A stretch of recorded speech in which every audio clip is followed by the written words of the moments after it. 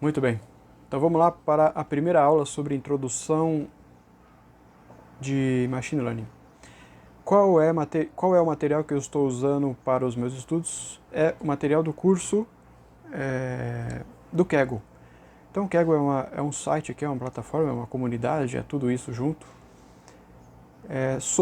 especializada em ciência de dados. Talvez vocês conheçam, talvez não conheçam.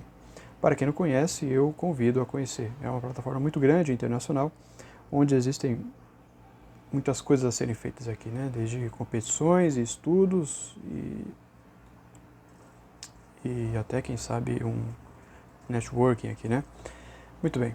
Então, eu terminei aqui há pouco tempo a introdução a Machine Learning e estou estudando atualmente sobre a biblioteca Pandas, que trata sobre manipulação de dados, certo?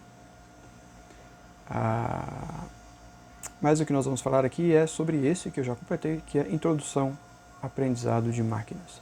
Então, se você quer acompanhar aqui e sabe inglês, o curso ele só está disponível em inglês, se não, me acompanha aqui que eu traduzi tudo.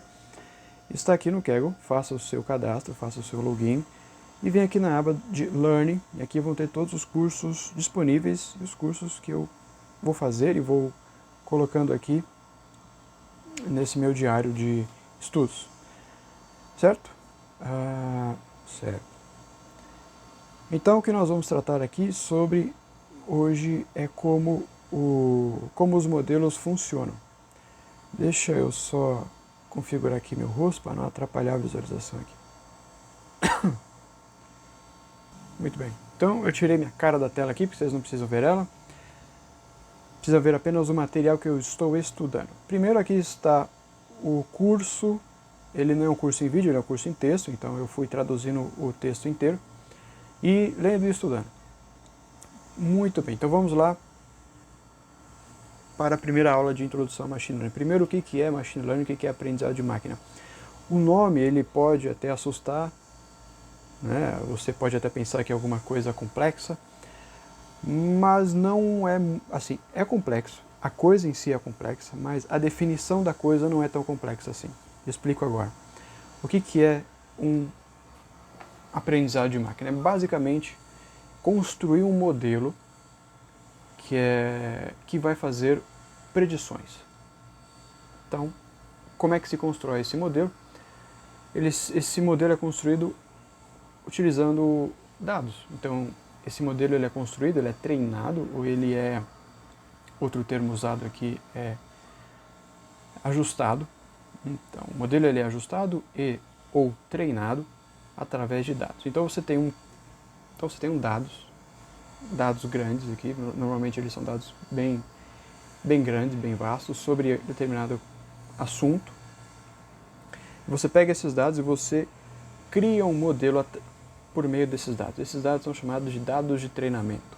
Então você treina um modelo com base nesses dados.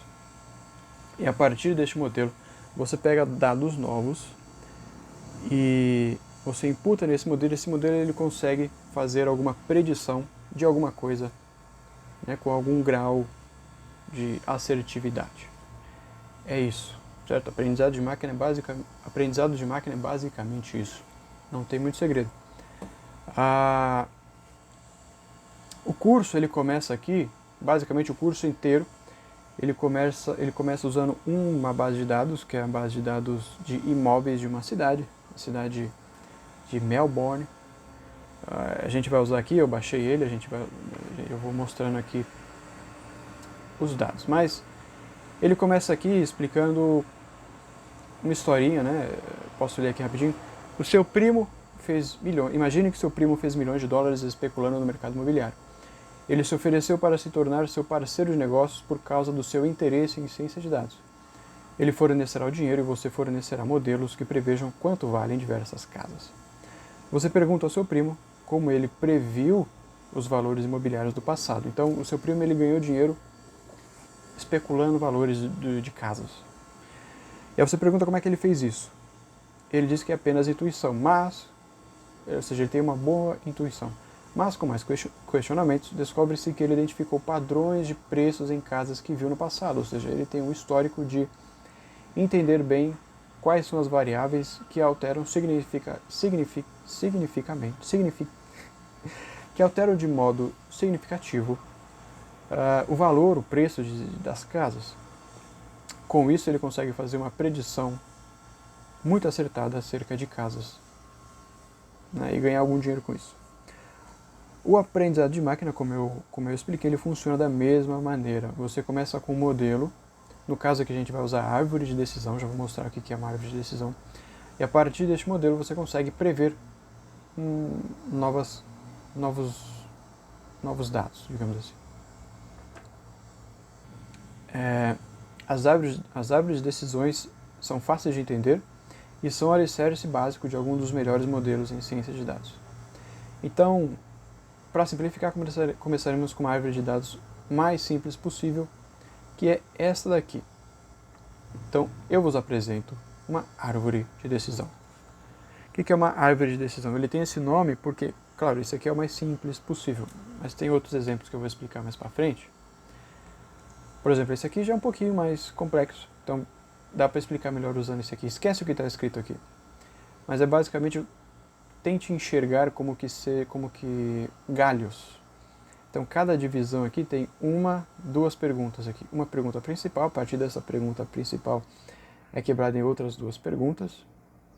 Então, dependendo da resposta dessa pergunta, quebra em 2 galhos, formando outra pergunta que quebra em mais 2 galhos, formando a última linha da árvore de decisão. Essa última linha da árvore é chamada de folha. Então, é por isso que tem esse nome, porque olhando assim de forma rápida parece galhos até chegar nas folhas. Essa nomenclatura a gente vai usar até o final, tá? Então são galhos e folhas.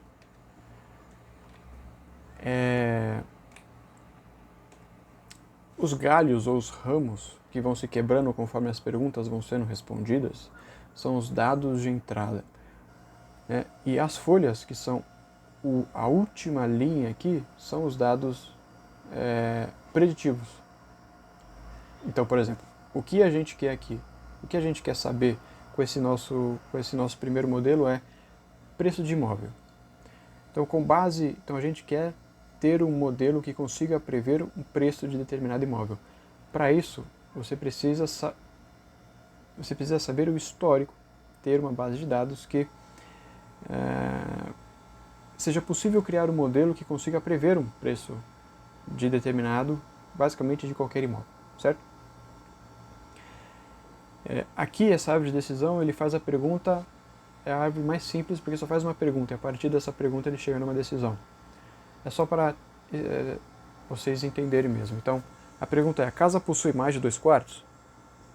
Se não, o preço do imóvel vai para 178 mil. Se sim, 188 mil. Então aqui é muito simplório, né? Claro que qualquer um sabe que o valor de um imóvel ele depende de muitas variáveis. A quantidade de quartos é uma delas, certo? Mas só para fins de explicação e de entendimento, isto é uma árvore de imóvel, uma árvore de decisão, certo? Então essa árvore simples, ela divide em apenas 2 categorias. E a folha, E a folha, que é o valor preditivo, basicamente respondendo as perguntas dos galhos. Certo? Obviamente, como eu falei, essa árvore ela pode ser melhorada. Então, no curso ele deu esse exemplo, o segundo exemplo, quando a gente faz o treinamento de um modelo, o objetivo disso é fazer com que o modelo chegue à decisão certa, né? Então, por exemplo, no curso ele deu esse outro exemplo. É a mesma árvore de decisão aqui, só que ele inverteu a lógica, ou seja, de um lado, ele inverteu a lógica para um lado e para o outro. Então, essa primeira árvore aqui, digamos, esse primeiro modelo, ele faz a primeira pergunta: a casa possui mais de 2 quartos? Não. Então o preço é 178 mil. E se a casa possui mais de 2 quartos, é 188. Então é basicamente o mesmo que está aqui. Mas ele pode também inverter essa lógica, né? Ou seja, a casa possui mais de 2 quartos? Não. O preço é maior. E se sim, o preço é menor. Quais dessas duas árvores fazem mais sentido? O modelo deve chegar à conclusão, com base no treinamento e no ajuste, que é esta primeira. E ele faz isto no treinamento. Certo? Quando a gente for treinar um modelo, nas próximas aulas, não sei se na próxima, mas nas próximas aulas a gente vai fazer um treinamento simples de um modelo e a gente vai dividir em dados de treinamento e dados de saída. Eu vou chamar lá para frente de X e de Y, eu explico melhor lá. Mas com base no treinamento de X, nos dados de treinamento, ele não pode construir isso daqui. Né? Os dados eles têm que apontar para isso aqui, ou seja, quanto maior o número de quartos, maior o valor do preço. Esse é a lógica. Certo? Maravilha. E para melhorar a árvore de decisão, como eu comentei anteriormente, deve-se adicionar mais galhos na árvore, ou seja, adicionar mais variáveis para as tomadas de decisão. Então aqui, depois de perguntar se a casa possui mais 2 quartos, ele pergunta o tamanho do lote. Então ele vai perguntar se a casa possui menos 2 quartos, ele pergunta se o lote é maior que 8.500 pés quadrados, a área do lote. Lembrando que isso aqui são dados de Melbourne, né? São dados todos em sistema métrico americano. Então, por isso que também os valores estão em dólar, enfim.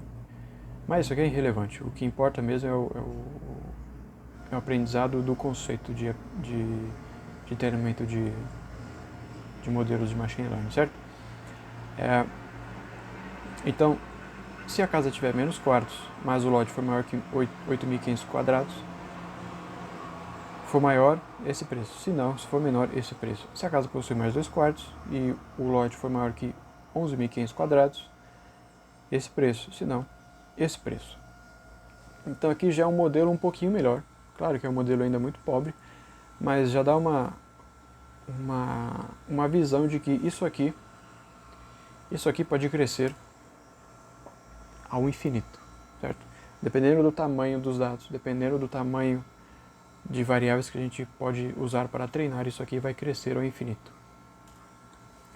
Mas para visualizar, isso aqui é uma árvore de decisão que vai crescendo,